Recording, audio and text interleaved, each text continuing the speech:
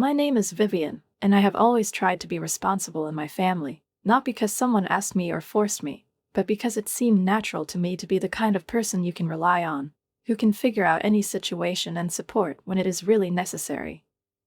At the age of 28, I had already managed to build a decent career, get a stable income, afford a good rented apartment in a decent neighborhood, and also learned how to make balanced, reasonable decisions without letting emotions overwhelm me. I have always tried to be rational, practical, follow logic and common sense, which, it seemed to me, helped me to go through life confidently, without chaos and useless regrets. My younger sister Kate, who is only 2 years younger, was my complete opposite, and to say that we were different people is an understatement. She always lived spontaneously, easily changed plans, made rash decisions, and then justified them with some ridiculous phrases like, "Life is too short to think about the consequences." It annoyed me since childhood, but I was even more annoyed by the way our parents treated us. They found fault with me in literally everything. If I got excellent grades at school, it was taken for granted, but as soon as Kate brought home at least some kind of certificate for participating in a senseless competition, a real celebration immediately began in the house. I got my first job at the age of 16, realizing that I wanted to be independent, but instead of being praised, I was reproached for not spending enough time studying. Kate, on the other hand, could spend the whole summer lying by the pool, and her parents would only be touched. She needs a rest too. At some point, I just stopped expecting recognition for my efforts. So when their 30th wedding anniversary was approaching, I decided to give them a really special gift, one that they would remember forever. My mother always dreamed of visiting Italy, literally watched cooking shows for hours, admired the architecture of Rome, and fantasized about walking through the narrow streets of Florence. I knew that a trip to Italy was the perfect gift. I thought of everything in advance: a luxury hotel, excursions, comfortable flights, dinners in the best restaurants. Everything had to be perfect. When I was finishing filling out the booking details, the phone rang. "Kate." I sighed and answered. "Hi, sis." Her voice was so sticky sweet that I immediately knew she needed something. "So what are you going to give Mom and Dad for their anniversary?" I hesitated for just a moment, but decided to be honest. "I've arranged a trip to Italy for them," I said, already imagining how happy my parents would be. Kate laughed at that. "Oh, Vivian, you're so predictable. I knew you'd do something boring stuff." I pressed my lips together, trying not to react. "What are you giving me?" "It's a secret." She sounded smug. "But believe me, they will like it much more than your boring trip around the world." She hung up, and I just shook my head. Kate always tried to make a show of everything. She lived for the spectacle, loved to be the center of attention, to amaze others with her supposedly unusual ideas, which in fact often turned out to be superficial and meaningless. People who didn't know her well enough admired her uniqueness, but I understood that there was nothing behind all this bravado. The anniversary day has arrived. I carefully packed the tickets in a beautiful box, tied it with an elegant ribbon, and went to a restaurant where friends and relatives gathered. There was a buzz of voices in the hall. Someone was laughing, someone was exchanging news, and Kate was flitting between the guests, giving instructions to the waiters, arranging flowers on the tables, behaving as if she had organized this celebration. I just rolled my eyes, but I didn't say anything. That was another thing about her. Kate always wanted to be at the center of everything, even if she didn't really put the slightest effort into it. The guests began to take their seats. The waiters deftly placed glasses and plates, filled tall crystal wine glasses with wine, creating an atmosphere of comfort and solemnity, and I watched with restraint, holding in my hands a neatly packed box with a ticket, which, as it seemed to me, would be the gift for parents that they would remember for the rest of their lives. The gift-giving began, and I waited patiently for my turn, watching as relatives and friends came out one by one, presenting beautifully decorated parcels, boxes, and flowers to my parents, accompanied by warm words filled with love and admiration.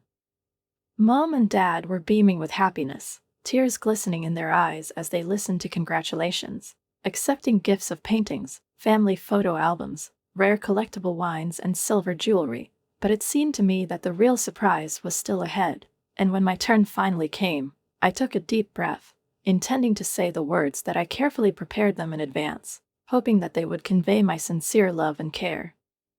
But before I could open my mouth, before I could take a step forward, Kate jumped up from her seat, throwing up her hands as if demanding the attention of the entire audience.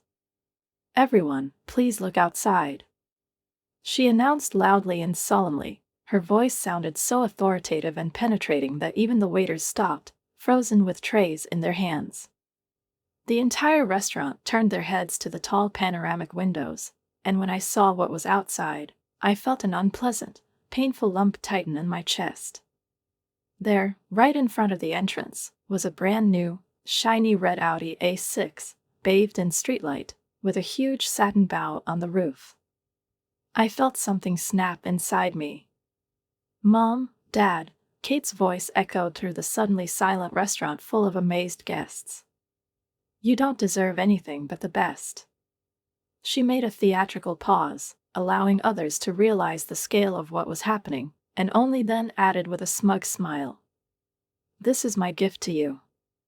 There was a tense silence for a few seconds, and then the whole hall literally exploded with enthusiastic exclamations, applause, and admiring shouts.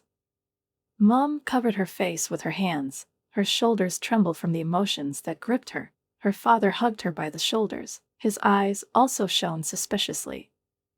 "Oh, honey, this is unbelievable." Mom sobbed, rushing to Kate, hugging her in gratitude.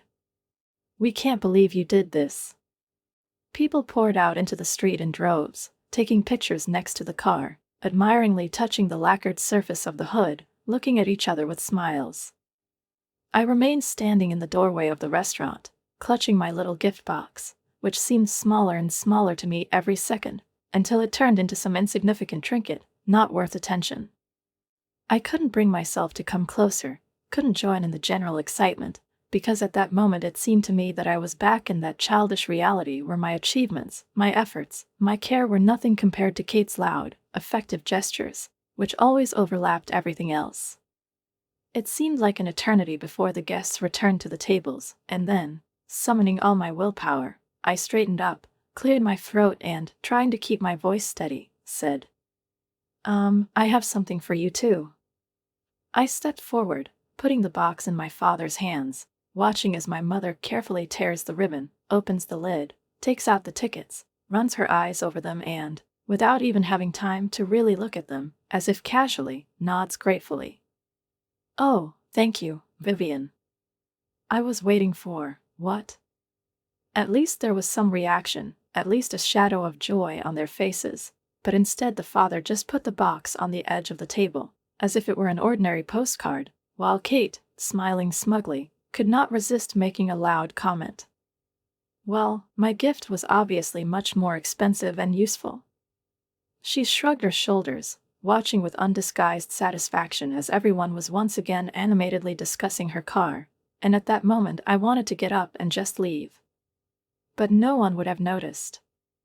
During dinner, I pushed food around my plate with a fork, hearing nothing but the admiring voices of my parents, who repeatedly told one or the other guests about what an amazingly generous daughter Kate was, how she thought of them, how she made them happy with this magnificent gift. After an hour, I couldn't take it anymore. Muttering something unintelligible about work, I got up from the table and headed for the exit. No one even tried to stop me. It's been 2 weeks. I threw myself into my work, stayed late at the office, and took on additional projects just to numb that dull, aching pain inside that I couldn't get rid of. But one day, on Tuesday afternoon, a letter appeared in my work mailbox that froze my blood. It was from Kate. And there was a bill for $60,000 in the application. It was the price of the Audi A6 that she gifted to our parents.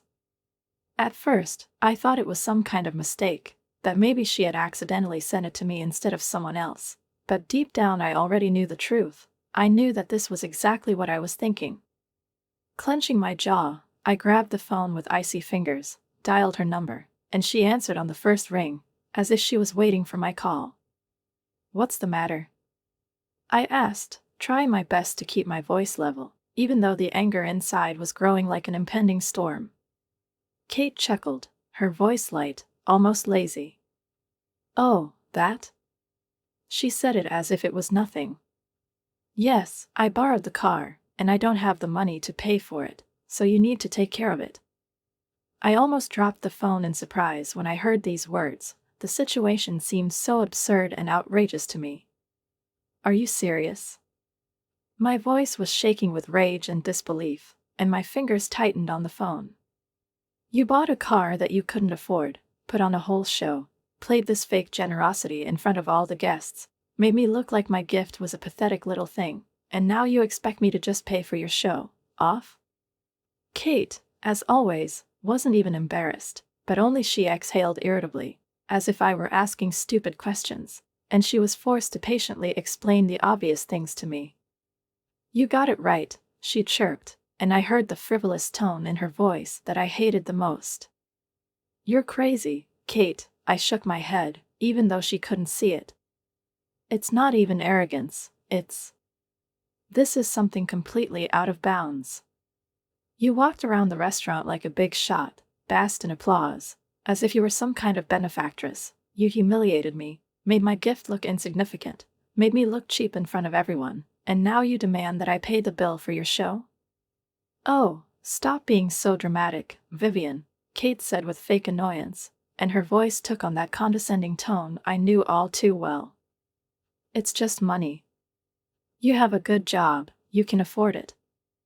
I closed my eyes and gritted my teeth. "No," I said so firmly that I was surprised at how calm I sounded. "Absolutely not. It's your mess, Kate. You figure it out." And before she could respond, I hit the end of call button and threw the phone on the table, feeling anger boiling in my chest. But the silence didn't last long. Less than a minute later, my phone rang again. "Kate." I didn't answer.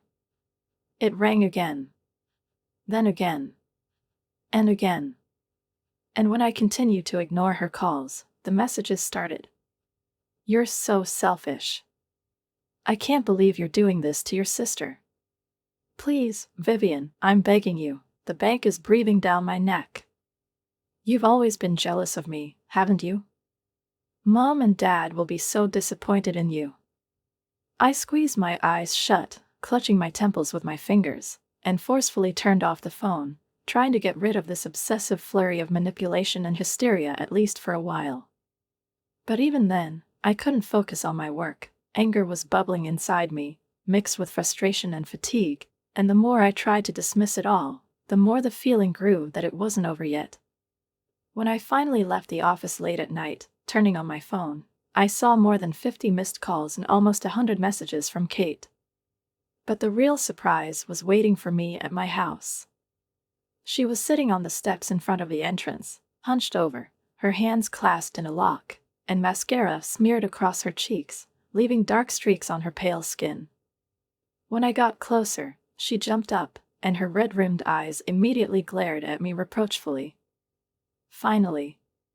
Her voice trembled, she sobbed, quickly wiped her face with the palm of her hand. "I've been waiting here for 2 hours. How could you just ignore me like that?" I didn't say a word, just tried to walk past her, but Kate grabbed my arm, her fingers clenching convulsively on my wrist. "Vivian, please." There was a desperate pleading in her voice. "You have to help me, the bank requires a down payment, but I do not have it, I do not know what to do, Maybe you should have thought about this before buying a car that you cannot afford?" I interrupted sharply, pulling my hand out of her grasp. She batted her eyelashes as if she couldn't believe I was talking to her like that, but I continued, not letting her pull me back into this maelstrom of her tears and self-pity. "Did you even think about payments when you were showing off in the restaurant, enjoying the delight of the guests, enjoying their praises, feeling like a great benefactress? Or did you just decide that when it's time to pay, someone else will sort out your problems?"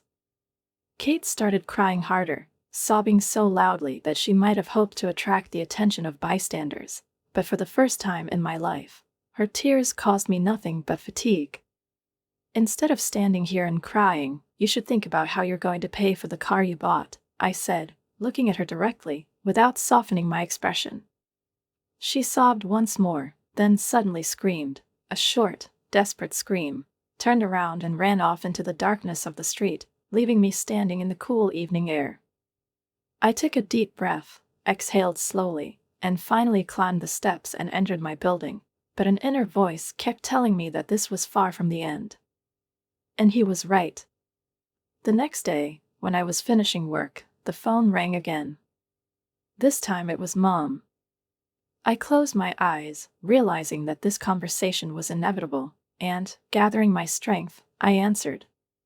"Vivian, we need to have a serious conversation." Her mother's voice was stern, without her usual gentleness. "Come home after work." I already guessed what it was going to be about, but I went anyway. When I entered my parents' house, the picture in front of me was exactly what I expected. Mom and Dad were sitting in their usual places in the living room, their faces serious and disappointed. And between them, in the most advantageous position of the victim, sat Kate. Her eyes were reddened, her lips were trembling, and her shoulders were shaking slightly, as if she had just experienced something terrible. "Your sister told us everything," my father began, his voice heavy. "We don't understand why you refuse to help her." I looked from one parent to the other, unable to believe what I was hearing. "Are you serious?" Indignation boiled in my chest.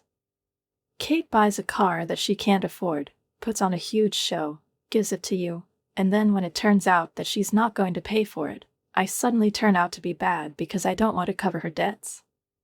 When my mother said that phrase, "Family helps family," her voice sounded as if it was an unshakable truth, a law that I had broken, and now they were here to bring me to order.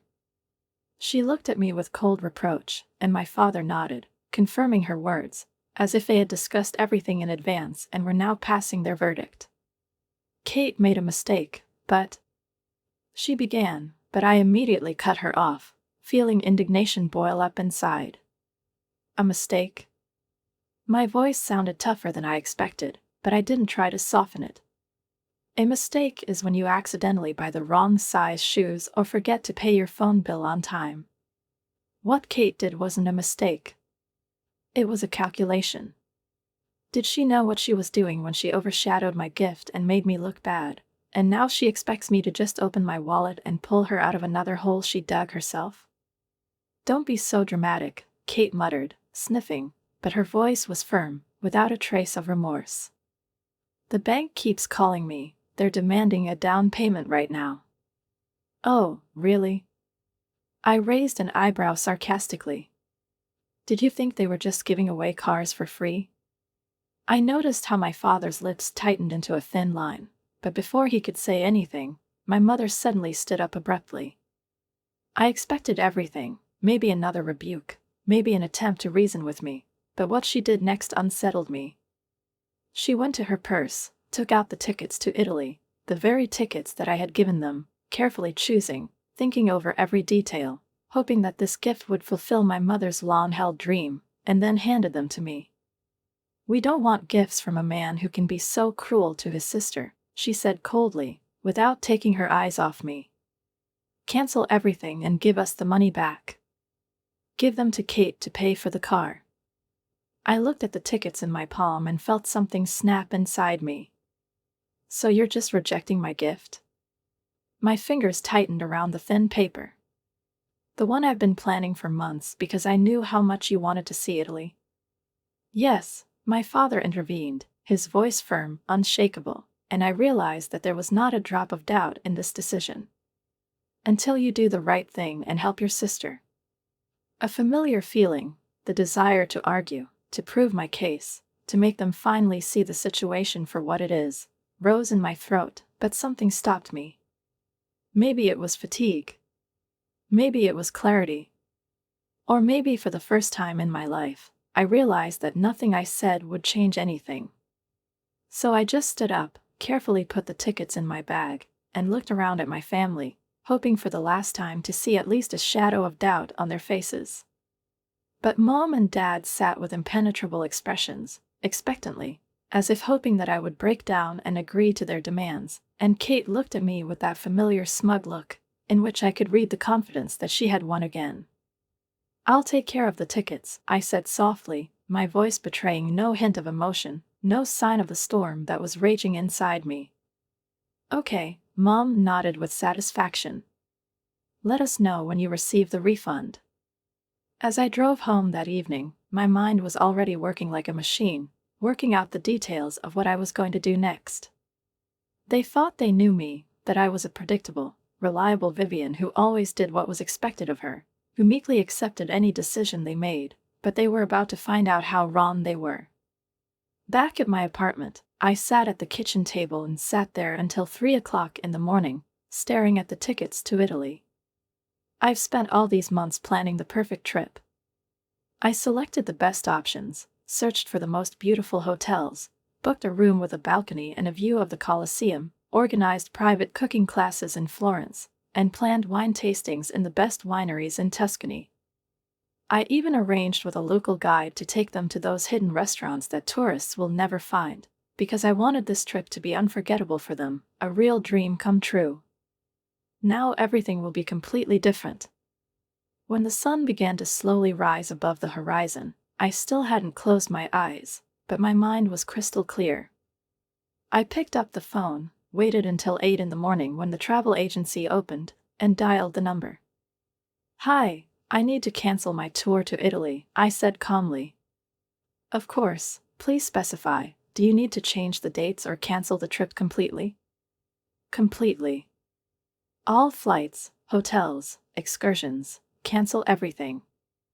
The agents turned out to be very understanding. He didn't ask unnecessary questions, just confirmed the cancellation and informed me that the money would be returned to my account within a few days. I pressed end call and put the phone down on the table, feeling strangely, unaccustomed calm.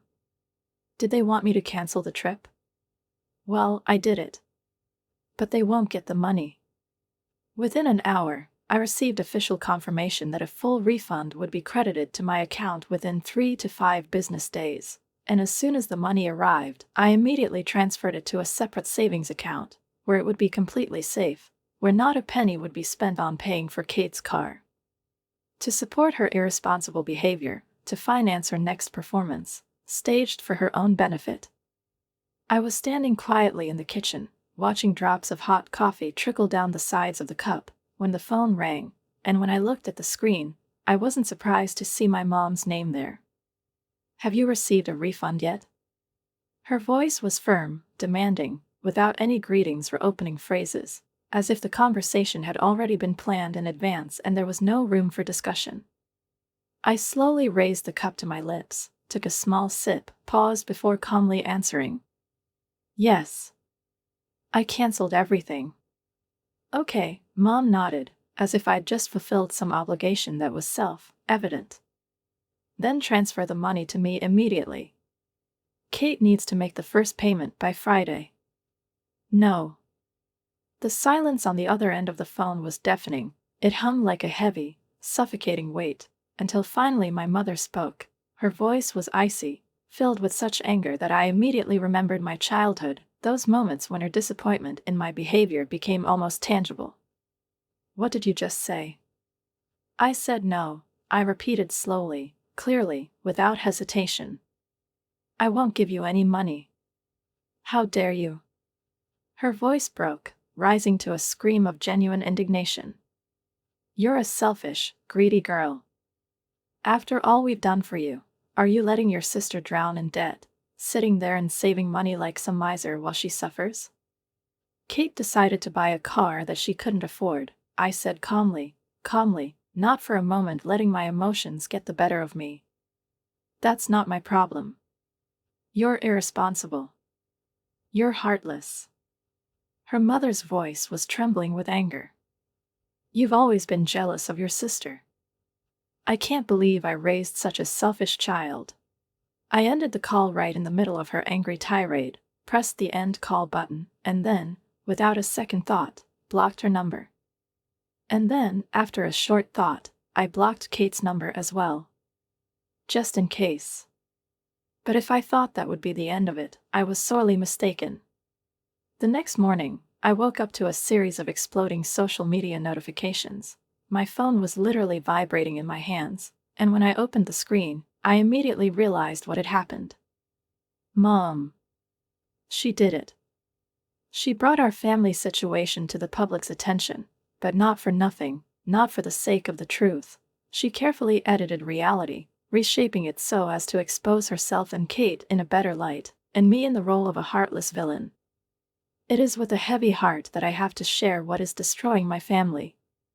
My eldest daughter, Vivian, showed her true colors when her beloved sister, Kate, found herself in difficult circumstances and needed help. Vivian has turned her back on her family. She is saving money by watching her sister suffer. I never thought I'd have to do something like this publicly, but I'm desperate. My youngest daughter is facing such difficulties, and her own sister refuses to help. Please pray for Kate during this difficult time and pray for Vivian's heart to soften. I reread this text over and over again, while comments were rapidly multiplying under it. I can't believe that someone can be so cruel to their own sister. Family should always come first. I always thought Vivian looked arrogant. What kind of person abandons their family in a difficult moment? Every word was like a punch in the stomach, like a tightening noose, as proof that their version of the story had already taken root in the minds of others, turning into the absolute, indisputable truth. I was filled with rage. The years when I was the scapegoat in the family, the years when I watched Kate get away with it over and over again, and I was criticized for any action, for any attempt to stand up for myself, the years when my feelings were devalued, when my efforts went unnoticed, and her whims and irresponsibility were encouraged and they made excuses, it all reached its climax. Something inside me broke. I opened my laptop, my fingers tapping on the keyboard with almost manic determination. If Mom has decided to make private family matters public, then I can also play this game. I wasn't going to be silent anymore. Let me share the full story, which my mother conveniently omitted from her post. At the celebration of my parents' 30th wedding anniversary, knowing that my mother had always dreamed of this, I gave them a fully paid luxury trip to Italy, with the best hotels, excursions, and private tours, which I carefully selected over several months to make this gift truly special. My sister Kate showed up at the celebration in a brand new Audi A6, making a big show of it, announcing that this car was her gift to her parents. None of us knew at the time that she had bought it on credit and hadn't even been able to pay the down payment. All she cared about at that moment was overshadowing my gift, being the center of attention, and gathering admiring glances around her. But 2 weeks after the holiday, she demanded that I pay for this car. Yes, you read that correctly. She wanted me to cover her debt by paying for the car she bought just for show. When I refused, my parents supported her. They not only sided with her, but also returned my gift to me, demanding that I refund the money for the canceled trip and give it to Kate so that she could make the down payment on her car. Don't you believe me? Here's the evidence. I've attached screenshots of everything. An email from Kate with a bill for $60,000 for the car. Her text messages insisting that I pay this debt. Her threats and manipulations when I refused to do it. Messages from parents in which they demanded to return the money and help Kate. A voicemail from my mother, in which she called me selfish and irresponsible. A complete trail of manipulation, emotional blackmail, and hypocrisy. The answer came immediately. The tide of public opinion has changed so rapidly that it almost made my head spin. Oh my God, did she buy a car she couldn't afford just to show off to her sister? What kind of person demands that their sister pay for their gift to someone else? These poor parents. Don't make me laugh. They're indulging a spoiled child. Vivian, darling, I'm so sorry that I jumped to conclusions. Your sister needs professional help. I can't believe your parents returned your thoughtful gift to you just to let Kate continue acting irresponsibly. 20 minutes after the post, my Aunt Linda, my mom's best friend since college, left a comment under the post. "Mary, I love you, but this is shameful behavior. You have always allowed Kate to escape punishment for her actions, while demanding impossible standards from Vivian. I've been biting my tongue for years, but I won't do it anymore." This comment was the trigger.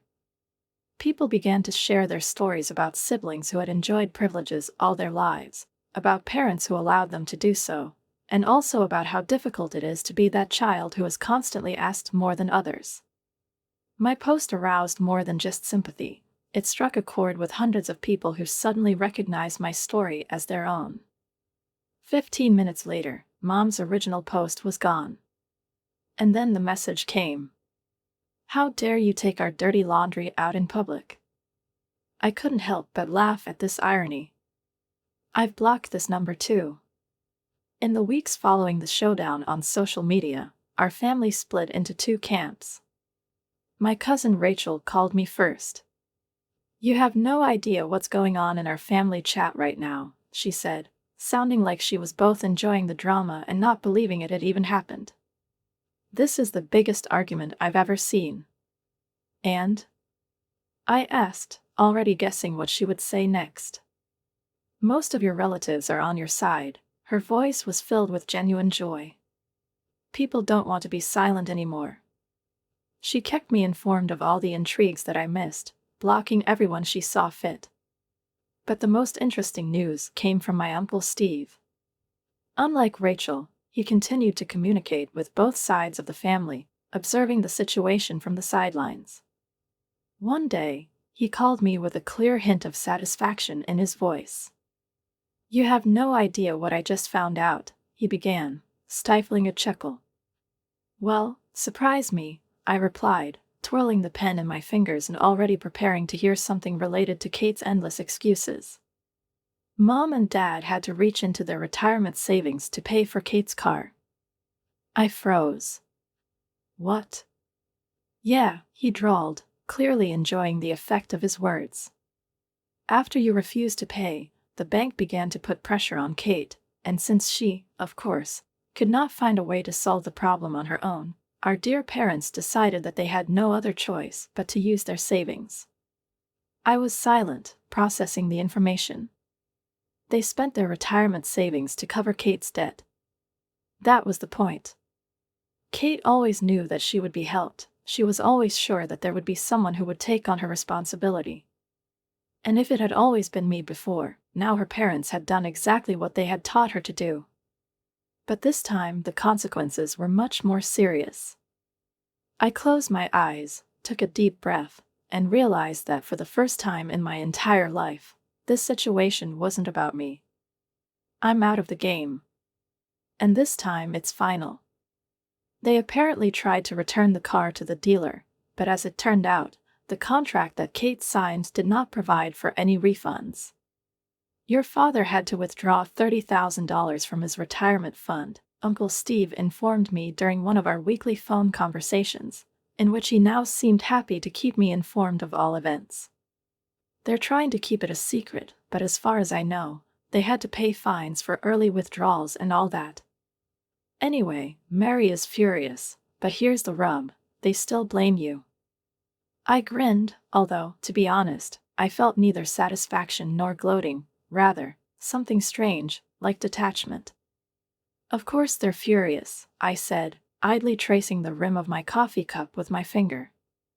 "They are used to the fact that their problems are always solved at someone else's expense." "And Kate? How is she coping with all this?" "Oh, she's playing the victim card with all her might," Uncle replied with a chuckle. "She constantly tells everyone how she is traumatized by your betrayal, how she never thought that her own sister could destroy the family. The only problem is that no one else is doing it. Your post has opened the eyes of many people, and believe me, the consequences have gone far beyond our family." He was right. The image of Kate, carefully cultivated over the years, that of a cheerful, spontaneous girl who lives a full life, arranges grandiose gestures and inspires others with her generosity, began to crumble literally before our eyes. Some of her friends contacted me in private messages, sharing similar stories, and as I read them, I found myself thinking that this pattern was repeating itself over and over again. She threw a huge surprise party for me last year. It was written by her former college roommate, Sarah. She rented an entire restaurant, ordered expensive champagne, and even had live music. Everything looked so beautiful, so generous, until a couple of weeks later she started hinting that since it was my party, I should also participate in the payment. I ended up covering most of the expenses because I felt guilty. Then it seemed to me that I was the only one with whom she did this. I read these messages one after another and realized that in fact Kate has always been like this. She just learned how to act out performances in public, make people feel obligated to her, and then transfer responsibility to them. And now her image of an ideal, carefree, kind girl who just loves to please people began to crack at the seams. Meanwhile, our parents also faced the consequences of their actions. The friends who had been watching them pandering to Kate and criticizing me for years were finally talking. Mom's friend since high school, Janet, apparently spoke openly during their weekly bridge game. "Your mother was trying to justify herself," Uncle Steve said with obvious pleasure. "You said that they helped Kate more because she needed it, whereas you were always so independent."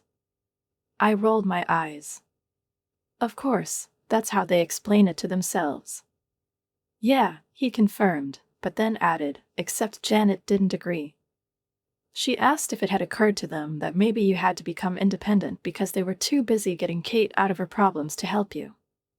I froze. It was so easy. It's so obvious.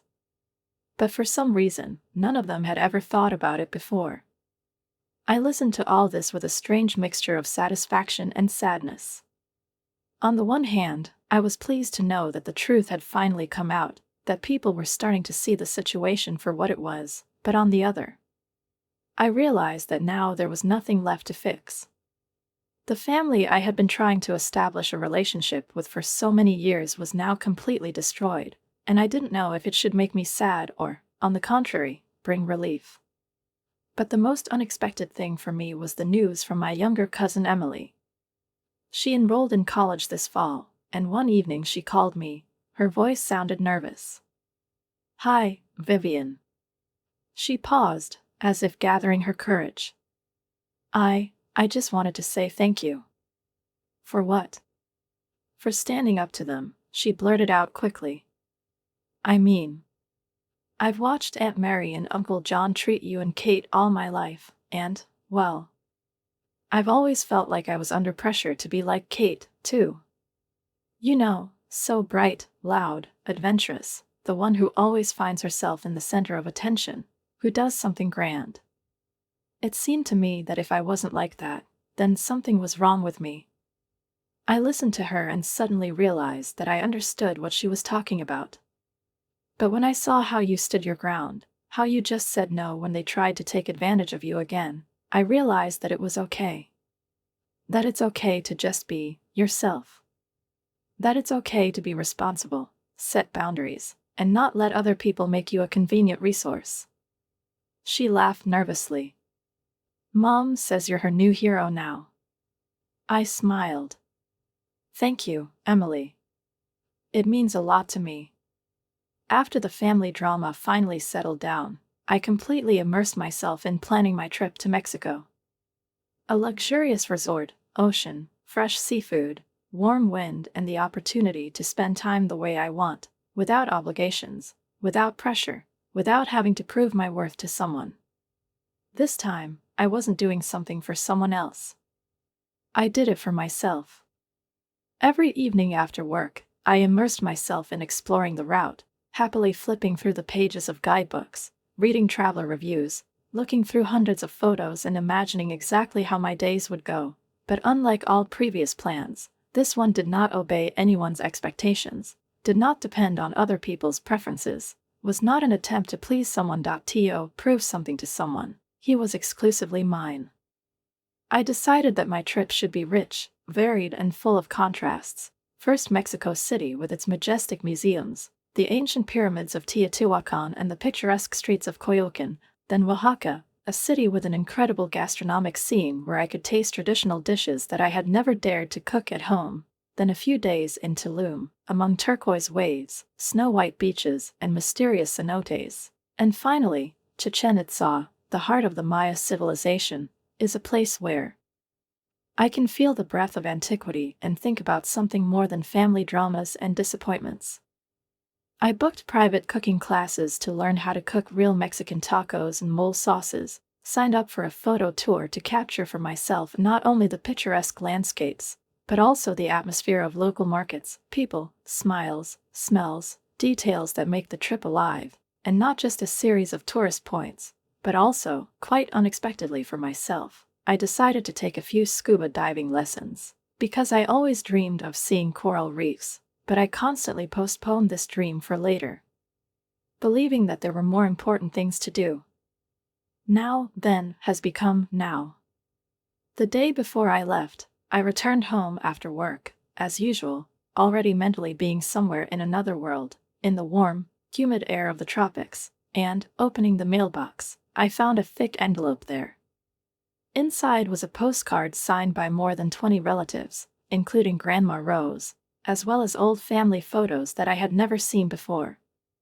In one of them, I was very young, holding a trophy for winning a school competition. In another, I was hugging a kitten that I had once brought home, carefully wrapped in my sweater, and in the third, as a teenager, I was helping my grandfather fix something in the garden, with a concentrated expression on my face that it often came to me when I was trying to do something really well.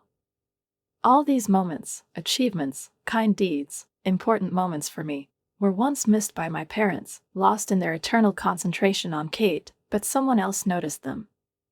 There was a note from Aunt Linda attached to the card. "We should have talked earlier, but now we're so proud of you." I carefully folded the photos, packing them into a suitcase along with my new camera and hiking boots, and then, looking around the apartment one last time before leaving, I heard the phone ring. The number was unfamiliar. I almost didn't answer, but at the last moment I pressed the call button anyway. "Vivian," came the voice I'd known since childhood, but which now sounded different, a little older, a little quieter, as if my mother had suddenly seen life from a different angle over the past few weeks. "Hi, Mom," I said calmly. "I heard it. That you're going to Mexico." "Yes," I didn't let my voice waver. "Tomorrow morning." There was a long pause on the other end of the line. "Your father and I were talking," she finally continued, and I noticed something unusual in her voice. "It's all about Kate and the car." It opened our eyes to some things. I didn't answer, just waited, letting her continue talking. "We're forcing her to go to a financial advisor," Mom confessed, and I suddenly became curious how exactly they forced her. "And, I know it's too late, but I'm sorry that you thought so much about this gift, tried so hard to make it special, and we just threw it in your face." I didn't say anything again because I didn't know what to say. "Yes," I finally said, not wanting to make it easier for her. She took another long pause, and then said, "Have a nice trip, Vivian. Be careful." I waited to see if there was anything else, and when I realized she was going to hang up, I heard the last thing. "Maybe, when you get back, we could have coffee. Just us." I thought about it. "Maybe," I replied, and then added, "I'll let you know when I get back." After we hung up, I sat on my packed suitcase, took a deep breath, and allowed myself to realize what had just happened. It wasn't forgiveness. Not yet. But it was something, a crack in the wall, a tiny gap in the monolith of misunderstanding that had stood between us for so many years. Whether something would come of it was still to be seen. The next morning, when my plane took off into the sky, leaving my usual life behind, I looked out the window and thought about how everything turned out differently than I had originally planned. I wanted to give my parents their dream of traveling to Italy, but in the end I went on my own dream of traveling to Mexico. I tried to keep the peace in the family, but in the end I caused the biggest upheaval in its history. I've been reliable, predictable, stable all my life, and finally I did something completely unexpected. My phone vibrated. I looked at the screen and saw a message from Rachel. "Have a great time. I can't wait for you to come back and tell me all about it. By the way, Kate's car was stolen yesterday. Karma exists." I smiled and, without hesitation, turned off the phone. Kate's drama, my parents' problems, and family difficulties, which used to occupy so much space in my life, could now wait. The next 2 weeks were all mine. I had to explore ancient ruins, walk through narrow streets, taste exotic food, scuba dive, take hundreds of pictures and, most importantly, just be myself, without expectations, without obligations, without having to conform to someone's ideas. For the first time in my life, I put myself first. And it felt absolutely right.